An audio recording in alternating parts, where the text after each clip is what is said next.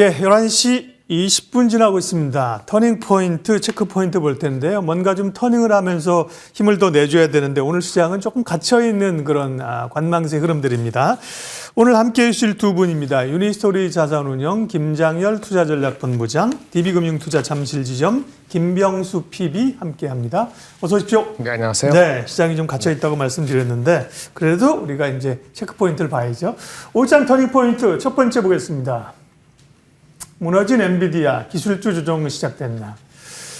과하죠. 언론은 항상 과해요. 표현이. 4% 빠졌다고 무너졌다고 하는 거는 그렇게까지 볼 필요는 없는데 어쨌든 간에 오늘 밤에 이제 엔비디아 실적이 중요한 분수령이 되는 것만은 맞다. 네, 그래서 엔비디아가 실적 나오고 시장은 어떻게 반응할 것이냐. 국내 반도체주들은 어떻게 이후에 포지셔닝을 할 것이냐가 중요한데요. 우리 또 글로벌 시장을 잘 보시는 김장열 본부장님께서 먼저 일단 어제 선조정을 좀 받았습니다. 엔비디아가. 네. 오늘 새벽에 조정을 받았죠. 네. 내일 받을 걸 오늘 미리 받은 측면이 있는 것 같고 네. 일단 트레이더 관점에서는 일단 수익을 확정시키자는 욕구가 아주 컸던 것 같아요. 그렇죠. 엔비디아 말고도 뭐 슈퍼마이크로라든지 다른 것도 조정받은 흐름을 봤을 예. 때는 근데 비단 사실은 빅텍 말고도 일라일리라든지 뭐 다른 것도 조정을 많이 받긴 했어요. 네. 그래서 그런 관점에서 봐야 될 것 같고 실적은 이제 분기 실적, 4분기 실적이 매출이 한 5억 불, 4억 불, 6억 불 이렇게 되는데 그거를 만족을 시키더라도 다음 분기, 이번 분기죠. 1분기 전망에 대해서 230, 40억 불을 만족하느냐 네. 좀 만만치 않다. 이런 경계감이 확실히 좀 먼저 반영이 됐다고 보여지고요. 한국도 그 영향 하에 오늘 좀 장이 흐름이 진행되고 있다 볼 수 있겠습니다.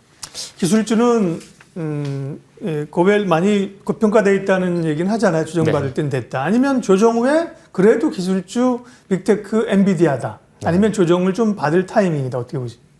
미국은 엔비디아하고 이렇게 빅테크 말고 안 가면은 조정이 오는 겁니다.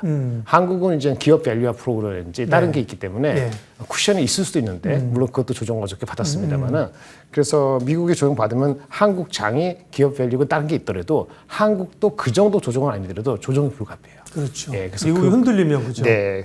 그래서 일단 내일 우리나라 시간은 내일 아침 6시, 7시인데 오늘 어저께 미리 맞았기 때문에 변동성이 내일은 그 정도는 안 심할 것 같은데 그래도 여전히 오늘처럼 한 5% 내외의 변동 가능성은 열려 있지요. 옵션에서 분석하는 거 하면 한 10% 정도 변동성이 있는데 그게 오늘 반 정도 빠졌다고 하면은 내일도 여전히 한 4, 5% 정도는 있으리라고 봅니다. 김병수 PB님 어떻게 보세요? 엔비디아도 그렇지만 이제 국내 반도체 업체들은 계속해서 좋은 뉴스들이 나오거든요. SK 하이닉스도 그렇고 삼성도 그렇고 엔비디아도 뭐 코멘트 하실 거 있으면 하시고 국내 반도체 업체들 어떻게 되는지. 네, 엔비디아 같은 경우에는 지금까지 주가가 많이 올랐죠. 700달러가 이번에 붕괴되는 모습을 보이게 됐는데 이건 약간의 차익 실현이다 보고 조금 길게 보실 필요가 있다고 좀 말씀을 드려보고 싶고 SK 하이닉스를 지금 언급하신 것처럼 말씀을 좀 드려봐야 될 것 같습니다. 3월에 이제 세계 최초로 HBM3E라고 되어 있는 이걸 양산이 된다라는 이야기가 있는데 이미 1월 중순에 이 개발은 공식적으로 종료가 됐습니다. 엔비디아의 성능 평가가 이제 무사히 종료되었다라는 의미로 이제 알려져 있는데 반도체 로드맵은 뭐 1단계에서 9단계까지 나뉘고 마지막 단계를 뭐 보통 이야기를 하는데 다른 이제 타 경쟁사는 3월 돼서야 이제 마지막 단계에 들어간다라는 이야기가 있어서 최소한 한 2달 정도는 이제 앞서 있는 모습이 아닐까. 이제 반도체 로드맵상 경쟁사 대비한 최소 2개월 정도 앞서 있는 상황이다라는 이야기가 나와져 있고 특히 엔비디아 같은 경우에는 요 GPU 쪽, AI 반도체 칩 쪽에서 거의 독점 상태죠. 시장 점유율이 거의 80%, 90%에 육박하고 있기 때문에 엔비디아가 만족한 성능 평가가 이제 나왔다라는 것만 보았을 때 반도체 업장에서 삼성전자와 그리고 SK 하이닉스였다면은 이제는 SK 하이닉스와 삼성전자로도 될 수 있는 이런 트리거가 되지 않을까라고 생각을 하고 있습니다. 네. 옛날에 그 네카오라 그랬잖아요. 네이버 카카오. 요즘 카카오가 더 강하니까 카네오라고 해야 되는 거 아닌가? 삼성전자, SK 하이닉스 항상 삼전 뭐 닉스 이렇게 얘기했는데 SK 하이닉스가 그만큼 이제 치고 나간다는 거고 SK 하이닉스 쪽에 조금 더 점수를 주신 것 같습니다. 김장열 본부장님은 어쨌든 하루 이틀의 변동성은 감안하자고 하셨고요. 터닝 포인트 두 번째 내용 확인하도록 하겠습니다. 다음은 2차 전지 바닥론. 지금이 매수의 기회일까? 2차전지는 어제도 얘기했습니다. 오늘도 얘기합니다. 앞 코너에서도 얘기하지 않았나요? 그만큼 이제 관심은 많이 높아지는 건데 지금이 사야 할 때일까요? 김병수 PD님 어떻게 보세요? 근데 2차 전지 이제 바닥론이 이야기가 나올 정도로 주가가 좀 많이 올랐던 게 좀 많이 빠진 모습을 보이고 있습니다. 반도체와 마찬가지로 2차 전지도 이제 셀업체라든지 이런 완성품 말고 소재 부품 장비 쪽 살펴보실 필요가 있지 않을까라는 생각을 조심스럽게 하고 있는데 일단 전해액이 먼저 많이 올랐습니다. 엔캠이 주가가 굉장히 많이 오르는 모습을 많이 보고 계시는데 시가총액 또 1조 조금 넘어가는 수준에서 이제 거의 6조에 육박하는 모습을 보이게 되었고 엔캠뿐만 아니라 뭐 파워로직스, 뭐 솔브레인 홀딩스 이런 동아기업 같이 이런 2차전지 셀 이제 아래쪽에 있는 소부장 관련주들이 좀 주가가 많이 오르는 모습을 보이고 있습니다. 아마 미국의 세제 혜택 관련된 이제 IRA라든지 이런 게 구체화 되게 되면서 반사이익, 중국과의 경쟁 같은 반사이익에서 좀 주가가 많이 상승하는 모습을 보이고 있는데 이제 전액 외에 이제 전도체라든지 배터리 팩 사업을 하고 있는 그런 다른 종목들이 좀 이제 앞에 낙수 효과 비슷하게 좀 많은 모습을 보이면서 주가 2차 전지 관련주에서도 이제 아래쪽에 있던 소부장 업체들이 증시 주도주로도 갈 수 있지 않을까 그런 변곡점이지 않을까라고 좀 조심스럽게 생각을 하고 있습니다. 좀 확산이 된다는 거죠. 예, 맞습니다. 그런 종목들은 예를 들면 하나를 찝진 않지만 대표적으로 뭐 어떤 게 있어요? 예, 지금까지 주가가 많이 네. 오르는 건 이제 엔캠을 먼저 말씀을 드려보고 싶고 마찬가지로 요 아래에 있는 것 중에 신성 ST나 파워로직스 그리고 동화기업, 이수 스페셜티 케미컬 같은 것들이 2차 전지 아래쪽에서 소재, 부품, 장비를 조금 담당하고 있기 때문에 전에 그리고 그 다음 거를 조금 살펴보실 필요가 있지 않을까라고 생각을 하고 있습니다. 네. 본부장님. 네. 2차 전지는 성장 산업이지 않습니까? 그죠? 그렇죠. 지금은 뭐 그게 캐즘이든 뭐 이런 걸 겪어가는데 근데 이것도 너무 그 안에서 쏠림이 그죠? 네네. 지금 전에 얘기하셨는데 에코프로가 좋았던 건 우리가 잘 알고 있고 좋지만 네. 그 쏠림이 지나친 쏠림이 사실 후유증을 만들어냈잖아요. 네네. 그런 점에서도 사실은 같이 가는 게 아니라 너무 쏠림이 있을 고민이에요. 네네. 뭐 쏠릴 수도 있죠. 네. 그 정책이 받쳐주고 장기적인 비전이 워낙 뚜렷하면은 AI도 쏠리는 게 있는 네. 거죠. 근데 이제 가늠이 전혀 안 될 때 더 갈 수도 있고 가늠이 안 되는 이유가 황당하게 가는 경우도 있거든요. 네. 그러니까 에코프로 지나왔을 작년 7월달 올라간 주가는 황당한 주가였다고 보고요.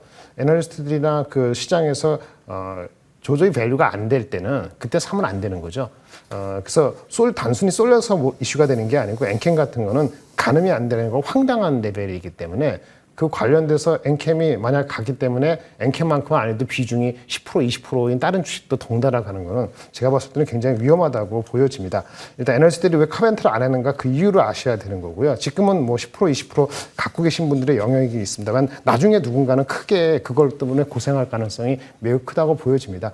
23년도가 아니고 24년도가 아니고 25년 30년까지 그림을 그리는 것조차도 제시하지 않은 상태에서 올라가는 거니까 차라리 에코프로가 내러티브라도 있었다. 이거는 내러티브도 아니다라고 저는 개인적으로 보기 때문에 굉장히 위험하다고 조심하라고 말씀을 드리고 싶습니다. 2차전지 전반적인 시각은 어떠세요? 전반적인 네. 거는 많이 빠졌기 때문에 네. 바닥 탈출을 노릴 수 있다고 보여져요. 지금이 아니더라도 2분기 말 3분기 될 수 있는데 이 굴곡이 있겠죠. 오늘도 보시면 앨범과 같이 그 리튬 광산 같은 주식도 오늘 6% 빠졌거든요. 왜 바닥에서 좀 올라갔거든요. 왜 빠졌느냐? 2030년의 수요 전망을 낮추는 바람에 스스로 이제 현실화되면서 빠졌거든요. 테슬라도 그 포드가 가격 낮춘다 그러니까 같이 빠지고 그런 굴곡이 있습니다. 하지만 전저점을 확인했다는 관점에서 접근할 수 있는 트레이더가 있기 때문에 주가가 여기서 뭐 말도 안 되게 빠질 가능성은 별로 없어 보이고 기간은 필요하다 이렇게 정도로 보여져서 대형주는 그렇고 황당하게 올라가는 주식은 황당하게 따라가면 나중에 분명히 지금이 아니더라도 6개월, 1년 내로 이슈가 된다고 보시는 게 맞을 것 같습니다. 지금 사서 뭐 그런 일 당하기 전에 팔고 나오면 되죠. 뭐 그렇게 생각을 하는 그거 건데. 알아서 하시면 되고요. 네. 알아서 하면 된다. 그러니까 그 트레이딩 엔지니어 하시는 분들이 해야 되는 거고. 그러게 말입니다. 근데 원래라기보다 투자의 세계라는 게 사실은 탐욕과 공포라는 게 가장 큰 두 가지 감정이잖아요. 그러니까 쏠리는 것도 사실은 뭐 특이한 일은 아니에요. 네, 그렇습니다. 쏠리고 혹은 막 불안해하는 게 맞지만 그 과정을 지켜보는 참여하는 투자자들 굉장히 힘든 거죠. 2차전지 얘기했고요. 다음 세 번째 오후장 터닝 포인트는요. HD 한국조선해양 작년에 총 8척 수주, 올해는 2개월 만에 뛰어넘었다.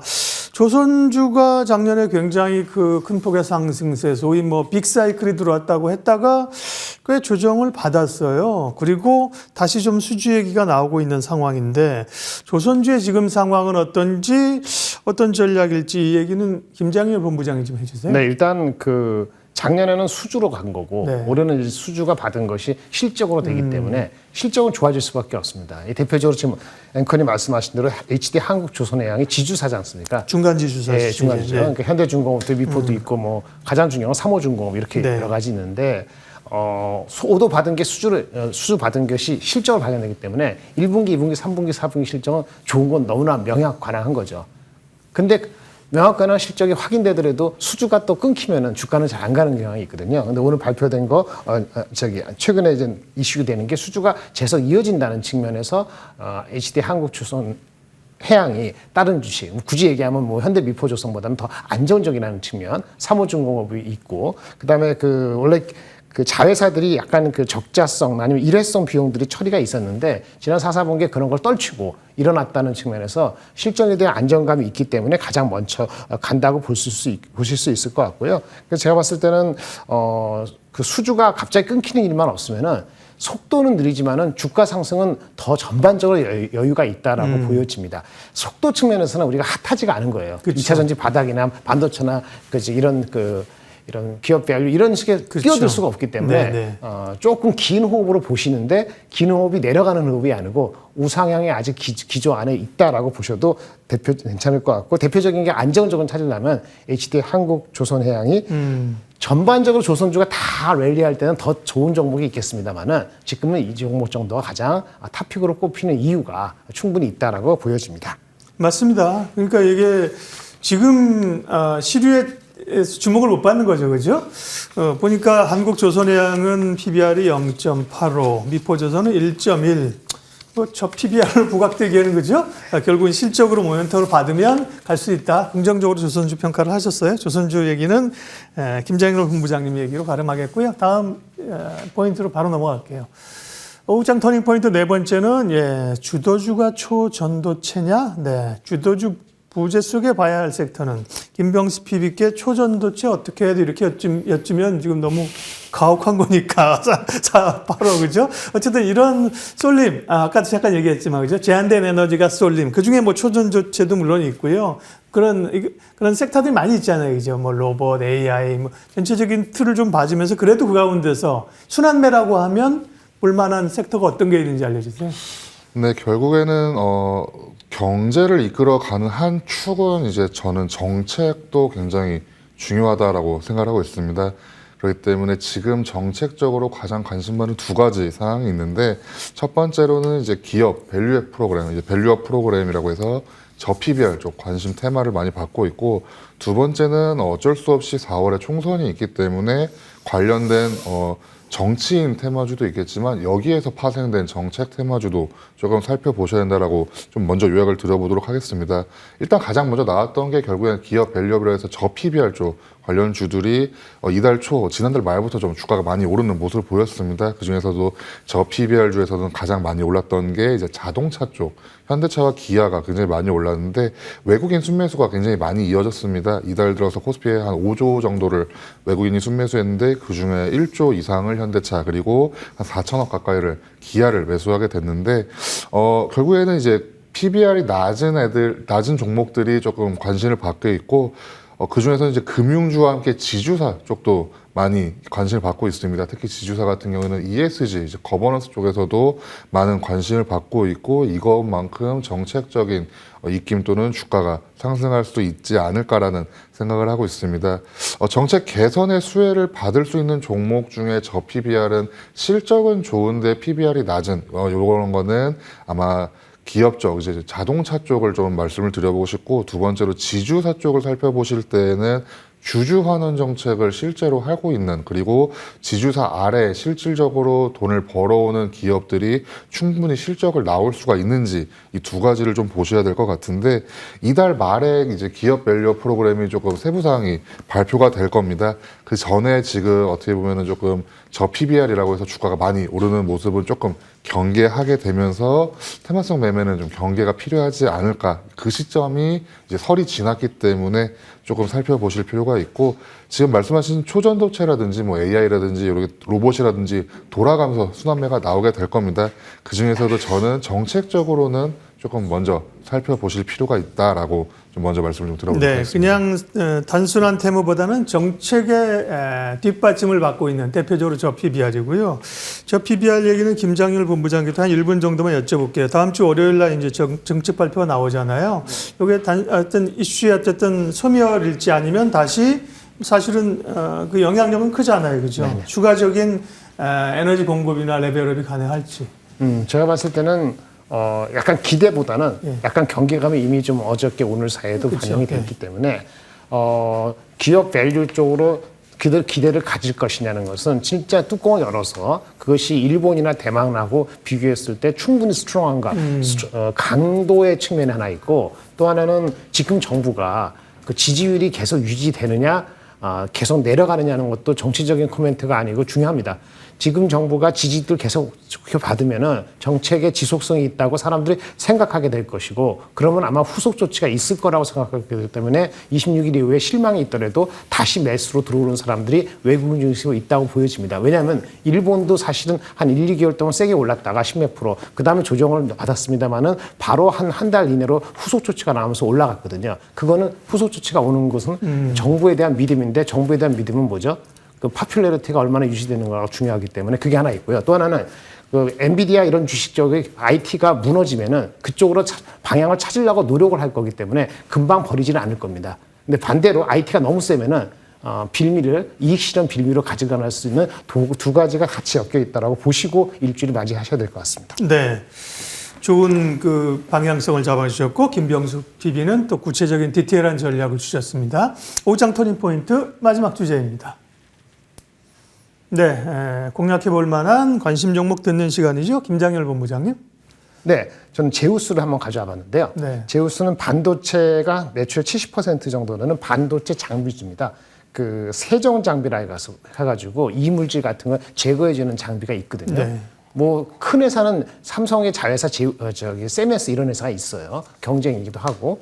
근데 제우스는 나름대로 매출이 3, 4천억 꾸준히 나오는 회사인데 올해 성장이 많이 될 것으로 보입니다. 어느 애널리스트 컨센서스가 5천억 중반대 정도고, 이렇게 올라가면 마진도 높아지는 거지요. 모멘텀은 두 가지가 있는데요. 첫 번째, 이 친구들이 세정 장비니까 별거 아닌 것 같은데, HBM 할 때 그 TSV라 해서 스루홀 그 구멍 뚫리고, 하는 거, 거기에 백그라인딩 할 때 웨이퍼를 이렇게 다루는 과정에서의 잔여 이물질을 제정하는 그런 세정 장비를 삼성하고 하이닉스랑 같이 공동 개발한 제품이 드디어 2분기부터 매출 인식이 될 것으로 기대되고 있습니다. 관련된 리포트가 얼마 전에 최근에 나와서 2분기 그런 모멘텀이 있고요. 그리고 매출은 크지 않습니다만 로봇 관련되는 것도 모멘텀이 붙을 가능성이 있습니다. 전반적으로 봤을 때 그 주가 밸류에이션이 뭐 로봇주로 엮어서 PER 20, 30배 가기는 어렵습니다만은 아마 10배 후반에서 20배 근처까지 갈 수 있는 모멘텀은 2분기부터 확인될 가능성이 높아서 지금 시점에서 아마 적절한 그 좀 관심을 가질 만한 이 시점이다라고 보여져서 가져왔습니다. 김병수 PB 관심주는 어떤 건지 들어볼까요? 네, 종목이라기보다는 방산 쪽을 다시 한번 살펴보셔야 되지 않을까라고 생각을 하고 있습니다. 대표적인 방산 빅4가 하나에어로스페이스, 그리고 현대로템, 뭐 한국항공우주, 그리고 LIG 넥스원, 이렇게 네 종목 정도를 말씀을 드려보고 싶은데, 지난해 영업이익이 하나에어로는 한 86%, 그리고 현대로템은 42%, 한국항공우주는 74%가량 성장하는 모습을 보였습니다. 이유는 이제 지난해 세계 국방비, 각국의 국방비 총합이 2조 2천억 달러, 거의 3천조 원 가까이가 나오게 되면서 사상 최대치를 기록했기 때문이다라고 이야기가 나와 있습니다. 그럼 올해는 어떻게 될까를 조금 더 살펴보실 필요가 있는데, 지난해에는 폴란드 쪽에 K방산의 수출이 한 32%의 비중을 차지했습니다. 올해 초부터는 중동이나 아프리카 쪽으로 수주 다변화를 굉장히 기대하고 있다라는 이야기가 나오고 있고, 특히 이번에 정책적 지원으로 수출입은행법 개정안이 지금 이야기가 나오고 있습니다. 뭐 정책 지원금, 자본금 한도를 조금 늘린다라는 이야기가 있게 되면서 이런 방산 계약 관련된 법정 자본금이라든지 이런 게 공급 여력이 조금 없는 상태이기 때문에 추가적인 정책적 지원이 이야기가 나올 때 방산 쪽이 조금 더 반응이 먼저 오지 않을까라고 생각을 하고 있습니다. 네, 섹터 얘기 관심 가질 유망 섹터로 방산을 말씀하셨습니다. 오늘 오후장 터닝포인트 유니스토리 자산운용 김장열 본부장, DB금융투자 잠실지점 김병숙 PB 두 분 함께했습니다. 고맙습니다. 네, 감사합니다.